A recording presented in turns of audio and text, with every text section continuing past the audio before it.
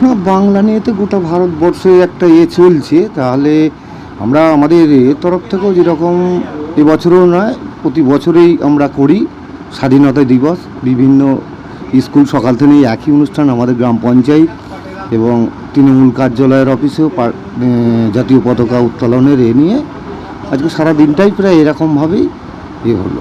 এত ব্যস্ততার মধ্যেও তবুও আপনারা একটু সময় দিলেন আমাদের সঙ্গে কথা বলার। এবং আজকে যে আপনাদের এখানে কার্যালয়ে মূলত কী কী হয়েছিল? পতাকা উত্তোলন হয়েছিল, আর বাচ্চাদের ওই মিষ্টি মুখ করানো হয়েছিল, আর দেশের তো সব নিয়েও সঙ্গীত টঙ্গীত টুকটাক হয়েছিল। আর কারা কারা উপস্থিত ছিলেন আজকের এই প্রোগ্রামে? উপস্থিত আমাদের আঞ্চলিক কমিটিরই বিভিন্ন সদস্য, প্রধান, উপপ্রধান, বিভিন্ন আমাদের যে সমস্ত আঞ্চলিক কমিটির পদাধিকারীরা রয়েছেন তারা সকলেই এসেছিলেন। আজকের দিনে দাঁড়িয়ে কি বলবেন যে প্রকৃত স্বাধীনতা কি আমরা পেয়েছি? এই স্বাধীনতার জন্য দেশপ্রেমিকরা লড়াই করেছে, সেই স্বাধীনতা কি আমরা কি প্রকৃত পাচ্ছি?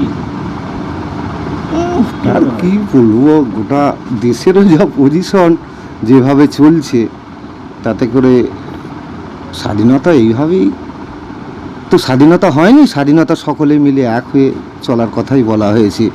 একটা সরকার এসেও এমন শুরু করেছে যা তাতে করে গোটা ভারতবর্ষের মানুষ তো আছেই, ক্ষুব্ধ হচ্ছে। আগামী দিনে নবীনদের জন্য কি বার্তা থাকবে? ওদের জন্য তো করতে হবে, ভাবতে হবে। আগামী দিনে ওদেরকে নিয়েও ভাবতে হবে, এইভাবে তো চলতে পারে না। এদের প্রজন্মকে আপনি কি বার্তা দেবেন আজকের দিনে দাঁড়িয়ে স্বাধীনতার উদ্দেশ্যে? নতুন প্রজন্মকে বার্তা এটাই দেবো যে আগামী দিনে ওদের জন্য আমাদের আরও শক্ত হাতে এগিয়ে আসতে হবে। তাদের লেখাপড়া, স্বাস্থ্য এবং দেশ সম্পর্কে ভালো করে সজাগ করানো, এইসব।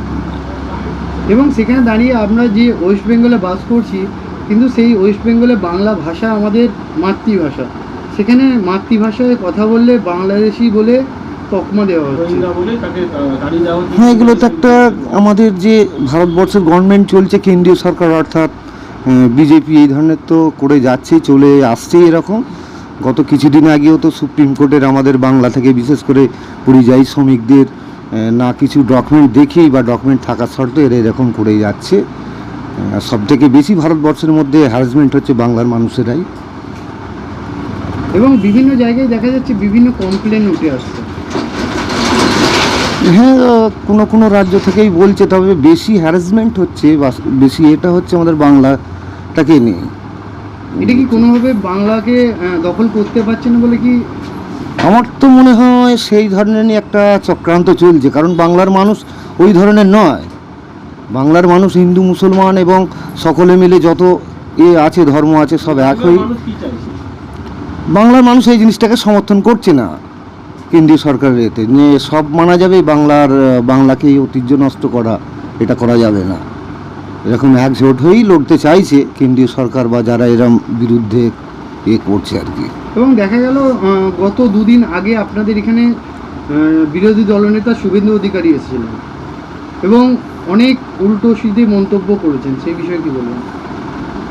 হ্যাঁ, ওটা করে গেছে। ওটা সিঙ্গুরের কিছু মানুষকে বা সে একটা দল করে, সেখান থেকে নিয়ে করে অবমাননা করেছে এবং স্থানীয় বিধায়ককেও খুব অবমাননা করেছে এবং চাষিদেরকে নিয়েও তার আলু রাস্তায় ফেলে মারিয়ে একটা মা লক্ষ্মী আলু জিনিস, এটাকে সিঙ্গুরের মানুষ ভালো বলে মেনে নেবে বলে আমার মনে হয় না, বা বাংলার মানুষও মেনে নেবে না। কারণ কি, একটা চাষির কাছে তার আনাজ কিংবা তার ফসল তার সন্তানের সমতুল্য। হ্যাঁ, অবশ্যই সমতুল্য, সন্তানের সমতুল্য। কত পরিশ্রম করে এই রোদ্দুর ঝড় বৃষ্টির মধ্য দিয়ে তাকে ফসল বানাতে হচ্ছে। এবারে সেটাও সরকার দেখছে, তারা ন্যায্য মূল্য কীভাবে পায় বা বেশি পায়, চাষিকে কীভাবে ডেভেলপ করা যায়। শুধু তো এই আন্দোলনের মধ্য দিয়ে উনি বললে হবে না। তারা বাংলার মানুষকেই মেনে নিতে পারছে না, কি বাংলা চাষির জন্য করবে, আমার তো হয় না। এবং সেখানে দাঁড়িয়ে সেদিনকে বলেছে যে আমরা যে রতন টাটাকে যে তারা চলে গেছে, তারা নাকি ক্ষমতা এলে রতন টাটাকেও ফিরিয়ে আনবে। ওরকমই একটা বার্তা দিয়েছে শুনলাম। তো ভালো করতে পারবে বলে আমার মনে হয় না। রতন টাটা কি ফিরে আসতে পারে সিঙ্গুরের বুকে? সেটা আমাদের আরও উপর নেতৃত্ব আছে, তারা মানে রতন টাটা সিঙ্গুরের জমি থেকে চলে গেছে, বিতাড়িত হয়ে গেছে, এটা নিয়ে অনেক রাজনীতিতে সরগোল পড়ে গেছে যে যেখানে হয়তো একটা উন্নয়ন এবং একটা শিল্প গড়ে উঠত এবং সেখানে অনেক চাকরি পেত ছেলেরা মেয়েরা, তো সেখানে শিল্প ধ্বংস হয়ে গেল। তো আগামী দিনে আপনাদের পক্ষ থেকে কি আপনারা মানে এরপরেও মুখ্যমন্ত্রী অনেকবার মিটিং করেছিলেন, অনেক জন্য অনেক রকম প্রস্তাব জানিয়েছেন এবং সেই জায়গা থেকে দাঁড়িয়ে আজকে সিঙ্গুরের বাসিন্দা হয়ে আপনি কি চাইছেন যে রতন টাটা চলে যাওয়াটা কি ঠিক ছিল না সেটা ব্যর্থতা? না, রতন টাটা যদ্দূর আমি জানি রতন টাটাটা এসেছিল, ঠিক ছিল বলবো না, কিন্তু ওরা একটা জেজের মধ্যে পড়েছিল, একটা বিতর্ক জমি নিয়ে জেজের মধ্যে। তা সেখানে চাষিদেরও, আমাদের চাষিটাও আমাদের সেই চাষিদের বিতর্ক জমিটা ছেড়ে করলে হয়তো তখন হতো, এটা তারাও জেজের মধ্যে ছিল না। আমরাও তো এটা পারি না বাংলার চাষিদেরকেও সেই ধ্বংস করে দিয়ে একটা শিল্প করা। আপনার নাম? আমি শেখ মতিয়ার রহমান, কাপাসাড়ি আঞ্চলিক কমিটির সভাপতি। Thank you.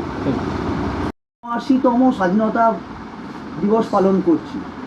আমাদের যে আগে যে ছোটোবেলায় যে একটা আবেগপূর্ণ যে মুহূর্তটা থাকতো, যে সেই লজেন্স বিস্কুট দেওয়া বা সেই রকম একটা বিষয় থাকতো, এখনের সেই যে আবেগ বা সেইটার মধ্যে কতটা ফারাক বা কি অনুভব লক্ষ্য করছেন, তফাৎটা? তফাৎটা বলতে আমরা এখন বড় হয়ে গেছি, মানে আমাদের একটা এজে চলে এসেছি, এমন একটা এজে।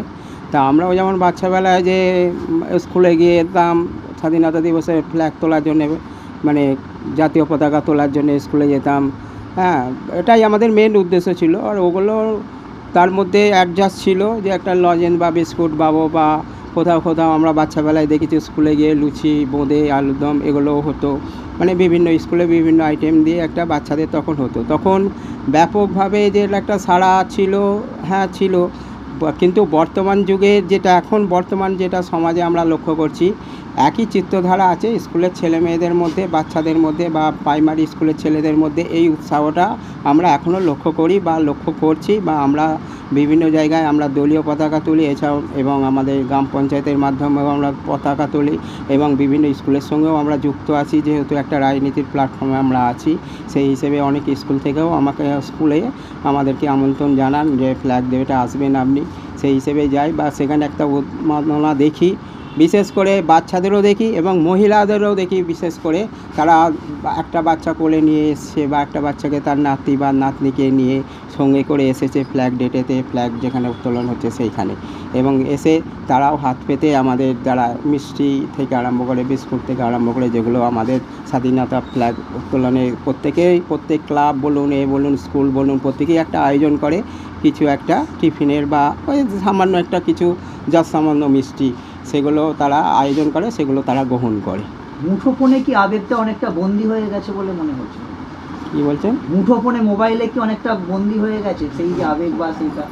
আবেগ বা সেটা হয়তো শহর অঞ্চলে হয়েছে বা যারা বড় আছে তাদের মধ্যে এগুলো দেখা যায়, কিন্তু বাচ্চাদের যারা আজকে বিশেষ করে আমি আজকেও উপলব্ধি করলাম, কারোই হাতে কেউ বা মোবাইল নিয়ে ততটা করেনি, মুখবন্দি হয়ে গেছে। মোবাইল সম্বন্ধে অন্য কারণে হয়েছে, সে যেমন যারা বিভিন্ন যে জায়গা ব্যবহার করে সেটা দেখে।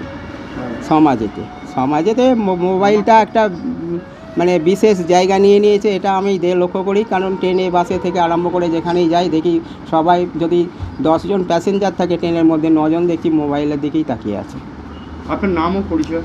আমার নাম অরবিন্দ সাঁতরা, কাপাসারি অঞ্চল তৃণমূল কংগ্রেসের সভাপতি, এবং সামাজিক কাজ আমি করে থাকি। এই হচ্ছে। Thank you.